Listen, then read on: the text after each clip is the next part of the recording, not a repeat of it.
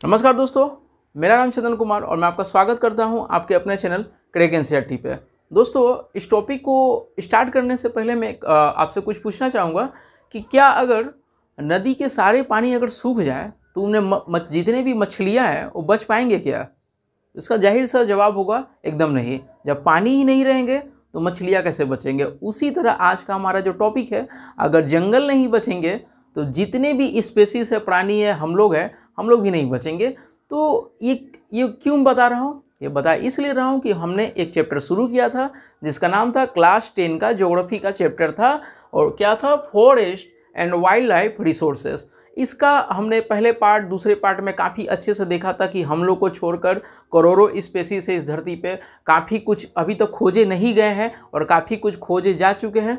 और हमारे कारण हमने डेवलपमेंट के नाम से ऐसे बहुत सारे कारनामे कर डाले जिसे वो धीरे धीरे करके ख़त्म हो रहे हैं। अब इस टॉपिक में हम लोग ये बात करेंगे कि आखिर वो क्या ऐसे कारण है जो हमारा बायोडाइवर्सिटी, हमारा जितना भी फॉरेस्ट है वो धीरे धीरे ख़त्म हो रहा है। देखिए, जैसे नदी का पानी सूख गया तो मछलियाँ नहीं बचेंगे, उसी तरह अगर फॉरेस्ट नहीं रहा, अगर जंगल नहीं रहा, तो उसमें रहने वाले जितने भी छोटे से बड़े जानवर हैं, ठीक है, उसमें जितने भी माइक्रो ऑर्गेनिज्म है, जितने भी पक्षी है और जितने भी छोटे छोटे प्लांट है जो मेडिसिन वाले हैं या ऑक्सीजन देने वाले हैं, सब कुछ एक एक करके ख़त्म हो जाएगा। तो हमारा आज का जो टॉपिक है, इस पर बात करेंगे हम लोग, factors that cause depletion of flora and fauna. Flora and fauna मतलब कि वो क्या ऐसे कारण है, क्या ऐसे फैक्टर हैं जिससे जंगल धीरे धीरे खत्म हो रहा है और फ्लोरा, पौधे भी खत्म हो रहे हैं और बहुत सारे जो स्पेसीज है, प्राणी जो हैं वो भी खत्म हो रहे हैं। तो देखिए, पहला नंबर पॉइंट है greatest damage during colonial period due to expansion of railways, agriculture, commercial and the scientific forest and the mining activities. पहला पॉइंट याद रखिएगा, जब हम लोग गुलाम थे, ब्रिटिश हमारे ऊपर जब रूल कर रहा था, तो उन्होंने, आप लोगों को पढ़ा होगा, लॉर्ड डलहौजी ने रेलवे बिछाना शुरू किया था। अरे तो जो रेलवे बिछाया गया था वो आसमान में थोड़ी बिछाया गया था, वो धरती पे जंगलों को साफ करके रेलवे लाइन बिछाया गया। जो नए नए रोड बनाए गए, ठीक है, रोड को चौड़ा किया गया, वो सब क्या किया गया? जंगल को ही काट के तो आगे बढ़ाया गया, ठीक है। जैसे अब देखिए एग्रीकल्चर, अब जैसे जैसे लोगों का तादाद बढ़ा तो उनमें उन्होंने क्या किया? अपना घर बनाना शुरू किया। तो घर कैसे बनाया? पौधों को काट के, जंगल को ख़त्म करके अपना गांव बना लिया, ठीक है। और धीरे धीरे पेड़ पौधों को और साफ करते गए, काटते गए, और उन्होंने अपना खेती लायक ज़मीन में उसको कन्वर्ट कर दिया। तो धीरे धीरे क्या हुआ? जितना भी जंगल था वो धीरे धीरे कम होने लगा। और मैंने आपको पहले वीडियो में बताया था कि कहीं भी अगर इकोलॉजिकल सिस्टम को सही रखना है, ऑक्सीजन को सही रखना है, मतलब सब कुछ सही रखना है, तो कम से कम 1/3 वहाँ पर उस एरिया में क्या होने चाहिए? पेड़ पौधे होने चाहिए। 1/3 33% होने चाहिए, पर हमारे भारत में 23% है। आप इस बात से अंदाज़ा लगा सकते हैं कि हमने कितने सारे जंगल को ख़त्म कर दिए, रोड बना लिए, उस पर बहुत सारे डेवलपमेंट का प्रोजेक्ट ला दिए। पर एक बात याद रखिएगा, ये जो डेवलपमेंट का हम जो नाम लेते हैं उससे ज़्यादा हम उसका हर्जाना भरते हैं, ठीक है, जैसे आपदाएँ आती रहती हैं।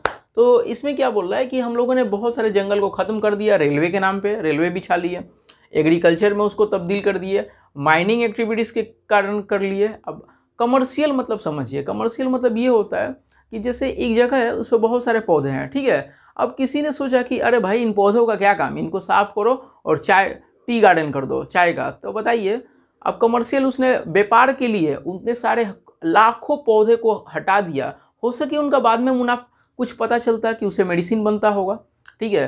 पर एक चाय का पौधा हर जगह लगाने के लिए, मुनाफे कमाने के लिए भी पेड़ पौधों को समाप्त किया जाता है। इसी को बोलते हैं कमर्शियल, याद रखिएगा। और माइनिंग तो आपको पता ही होगा, जितने भी निकलते हैं आपका कोयल, आयरन, ये सब कहाँ से निकलते हैं? ये सब जंगलों के अंदर, पहाड़ों के अंदर अंडरग्राउंड रहते हैं। इनको खोद कर निकाला जाता है और ऊपर का पेड़ पौधा को काटा जाता है। तो ये पहला कारण है, ठीक है। दूसरा कारण क्या है? After independence, agriculture expansion continues, forest areas converted to agriculture land for all over India। अब देखिए, ये इतना हार्ड में आपको याद नहीं करना है, बस आप याद रखिए। देखिए, जब भारत आज़ाद हुआ था उस समय इंडिया का पॉपुलेशन आपको पता है कितना था? 36 करोड़। और आज हम लोग कितने हैं? 136 करोड़। मतलब 4 गुना बढ़ गया हमारा पॉपुलेशन, ठीक है। तो जो 4 गुना बढ़ गया, एरिया तो उस हिसाब से नहीं बढ़ा, एरिया नहीं बढ़ा, पर सबको तो खाना खिलाना ही है। तो इसके लिए क्या हुआ, देखिए यहाँ पे देख सकते हैं, आज़ादी मिलने के बाद जितने भी जंगल वाले ज़मीन थे, फॉरेस्ट एरिया था, उसको पेड़ पौधों को काट काट के खेती लायक ज़मीन बना दिया गया। ठीक है, गांव बस गए, खेती लायक ज़मीन बना दिया गया। तो आप ये याद रखिएगा, देख सकते हैं यहाँ पे। ठीक है, ये दूसरा पॉइंट। और तीसरा, north eastern India deforestation and the degraded by shifting cultivation.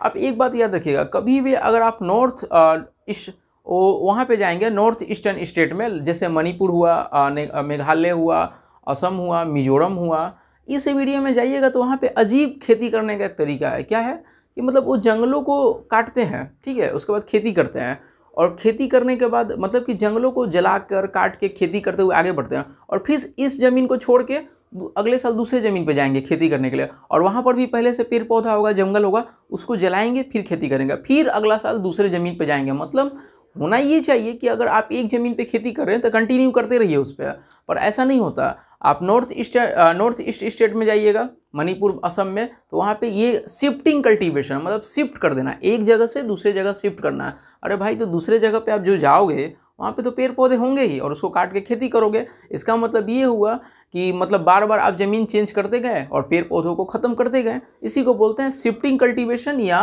झूम कल्टीवेशन, बस इसको याद रखिएगा। ठीक है, तीसरा पॉइंट ये था।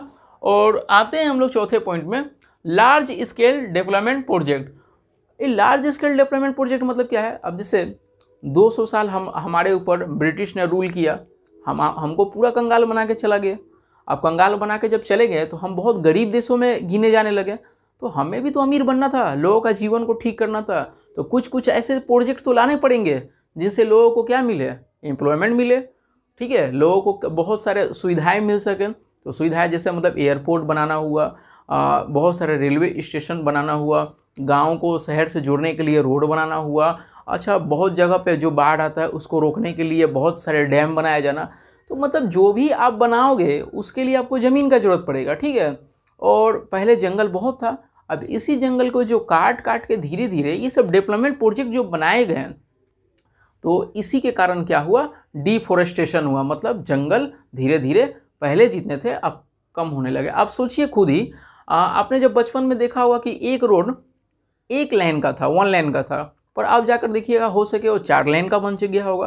तो 4 लेन का बनाने के लिए आप देखे होंगे कि रोड के अगल बगल में पेड़ पौधे रहते हैं। तो 4 लेन का बनाने के लिए बहुत सारे पेड़ पौधों को मारा तो गया होगा, काटा तो गया होगा, तभी तो हुआ। तो इसका मतलब ये हुआ कि जितने भी हम डेवलपमेंट प्रोजेक्ट लाते हैं उनसे पेड़ पौधों को काट के ही हम बनाते हैं। ठीक है, इस बात को आप दिमाग में रखिएगा। उसके बाद क्या है, forest cleared for river valley project. जैसे आपने सुना होगा सरदार सरोवर डैम जो नर्मदा नदी पे है। आपको पता है वो जब बनाया गया कितने सारे जंगल पानी में डूब गए। ठीक है, वहाँ के जो लोग थे, ट्राइबल्स लोग थे, उन्होंने आंदोलन कर दिया, नर्मदा बचाओ ऐसा करके एक आंदोलन चला। सीधा सीधा उनका कहना था कि प्रकृति के साथ खिलवाड़ नहीं होना चाहिए, नेचर के साथ कोई खिलवाड़ नहीं होना चाहिए, जो फॉरेस्ट हैं उनको बचा के रखा जाए।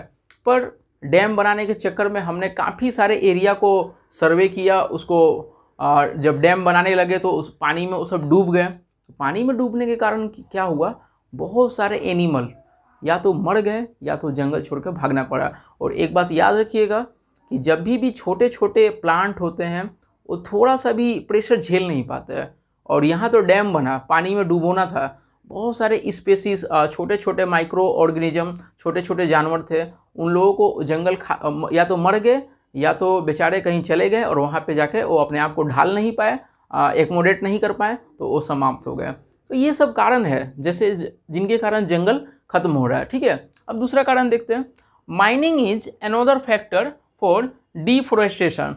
अब देखिए माइनिंग, अब जहाँ पर भी कोयला निकल रहा है, लोहा निकल रहा है, कहाँ पे निकल रहा है? आपको पता होगा प्लेट्यू में ज़्यादातर निकलते हैं, पठारी भागों में। तो ये सब जितने भी हैं सब ये मैदानी भागों में, प्लेन एरिया में नहीं मिलेंगे, ये सब आपको जंगल में ही दिखेंगे ज़्यादातर, जहाँ पे पता चलता है यहाँ पे कोयला पता चला, यहाँ पे लोहा निकल सकता है। अब उसको निकालने के लिए क्या किया जाएगा, रास्ता बनाया जाएगा, उस एरिया को पूरा साफ़ किया जाएगा, पूरा फ्लैट बनाया जाएगा। ठीक है, तो इन सब कारण से क्या होता है, जो जितने भी फॉरेस्ट हैं वो धीरे धीरे कम करना शुरू करते हैं। मतलब कि हम लोग ये सब माइनिंग के चक्कर में ये भूल जाते हैं कि नेचर से बड़ा कोई चीज़ नहीं है। नेचर के साथ हम लोग लगते हैं खिलवाड़ करने। बहुत सारे ऐसे जगह पे हुआ है, उत्तराखंड में आप जाइएगा तो बहुत सारे ऐसे जगहों पे देखिएगा कि माइनिंग इतना ज़्यादा कर दिया गया कि जो पहले जंगल बहुत बड़े इलाकों में थे अब वहाँ पर दिखेंगे ही नहीं, ये माइनिंग के चक्कर में। ठीक है, तो याद रखिएगा माइनिंग बहुत बड़ा ये है फैक्टर है। उसके बाद depletion due to grazing and fuel wood collection. अब क्या होता है कि कहीं पे क्या होता है कि थोड़ा सा घास का बहुत बड़ा एरिया दिख गया, छोटे छोटे प्लांट वाले एरिया दिख गए, तो क्या करते हैं अपने अपने जानवर को, कैटल को लेकर वहाँ पे चराने लगते हैं। घास वो सब जानवर वो सब खाते हैं और छोटे छोटे पौधे खाते हैं, और इतना ज़्यादा वो वहाँ पे जानवर ला के रख देते हैं कि वो धीरे धीरे 1-2 महीना बाद वहाँ पे कोई ना तो घास बचता है और ना कोई छोटे छोटे पौधे हैं। तो इससे क्या होता है, इससे भी धीरे धीरे जंगल कम होते हैं। और जो लकड़ी काटा जाता है घरों में जलाने के लिए, खाना बनाने के लिए, आज भी ये चल रहा है। अच्छा, ये भ्रम में मत रहिएगा कि एलपीजी सबके पास है, नहीं है। आज भी भारत में बहुत ज़्यादा गरीबी है, और आज भी बहुत सारे अभी एरिया में आप चले जाइए, रूरल एरियाज, गाँव में, जहाँ आज भी आपको दिखेंगे कि जो महिलाएं हैं अभी भी जंगल का लकड़ी को लेकर आते हैं, पत्ते को लेकर आते हैं और लकड़ी काटते हैं और जलाते हैं। गरीब हैं बेचारे। तो इसके चक्कर में क्या होता है, फॉरेस्ट एरिया धीरे धीरे कम होता है। तो ये सारे क्या हैं, कारण है। तो याद रखिएगा, हम आज का टॉपिक क्या था, टॉपिक था फैक्टर्स दैट कॉज डिप्लेशन, मतलब कि कौन से ऐसे फैक्टर है जो जंगल को कम करते हैं। तो इसी के साथ ये वीडियो यहीं तक समाप्त हुआ। आपको कैसा लगा कमेंट करके ज़रूर बताएं, और आपको जिस पे वीडियो चाहिए वो कमेंट करें, उस पर मेरा नेक्स्ट वीडियो होगा। तब तक मेरे नेक्स्ट वीडियो का आप इंतज़ार करिए। धन्यवाद।